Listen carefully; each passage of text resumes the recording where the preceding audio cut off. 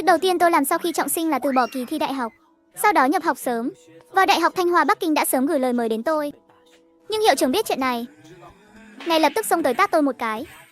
Trước kỳ thi đại học, mọi người đều bình đẳng, dựa vào cái gì mà chỉ có cậu được đặc biệt? Chẳng lẽ thân phận học bá trước đây của cậu có vấn đề?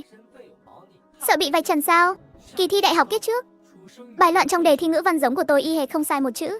Tôi nhờ chị giám thị và cô bạn Thanh Mai Trúc Mã cùng phòng thi giúp tôi làm rõ, nhưng họ lại cùng nhau cầu xin trường nghiệm tình tôi phạm lỗi lần đầu, cho tôi học lại 1 năm. Dưới áp lực của dư luận, tôi trở thành kẻ đạo văn bị mọi người phỉ nhổ. Vì không thể tự chứng minh, tôi bị trường đuổi học. Không những không được học lại, mà còn bị cấm thi suốt đời. Bố mẹ tôi cũng bị cư dân mạng tấn công, mất việc, tóc bạc trắng trong một đêm sau khi từ trên mây rơi xuống bùn lầy.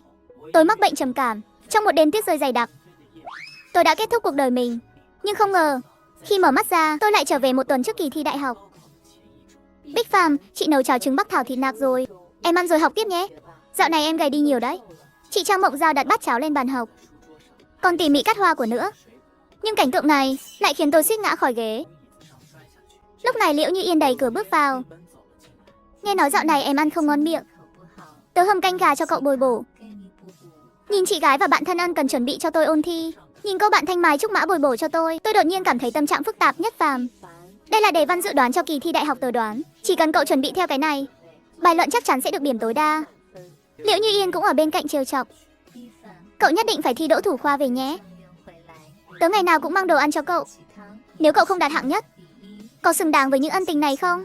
Rõ ràng chỉ là lời nói đùa, nhưng tôi lại không thể cười nổi. Trang Mộng Giao là người thân của tôi, tuyệt đối không thể hại tôi. Liễu Như Yên lớn lên cùng tôi, tuy độc miệng nhưng luôn bảo vệ tôi.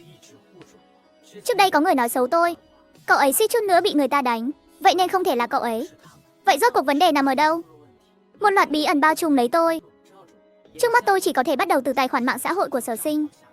Tính toán thời gian, bài đăng dự đoán đề thi đó cậu ta chắc đã đăng rồi. Nhưng Trang Mộng Giao và Liễu Như Yên không rời tôi nửa bước. Tôi chỉ có thể nhanh chóng lướt qua một lượt rồi bỏ qua.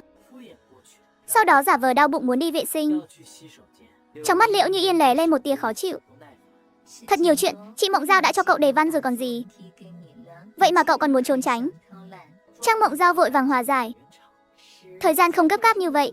Cậu đừng thúc giục Bích Phàm, chỉ cần cậu ấy chuẩn bị theo lời tớ nói, chắc chắn sẽ thi tốt. Nhưng thời gian để tôi tìm ra sự thật không còn nhiều. Sau khi khóa trái cửa nhà vệ sinh, tôi lập tức mở tài khoản mạng xã hội của Sở Sinh. Lúc này tôi thấy bài đăng mới nhất của cậu ta. Cậu ta nói mình đã đoán trúng đề văn nghị luận của kỳ thi đại học, đăng lên để mọi người cùng tham khảo. Nhìn thấy đề cậu ta đoán, tôi lập tức ngây người.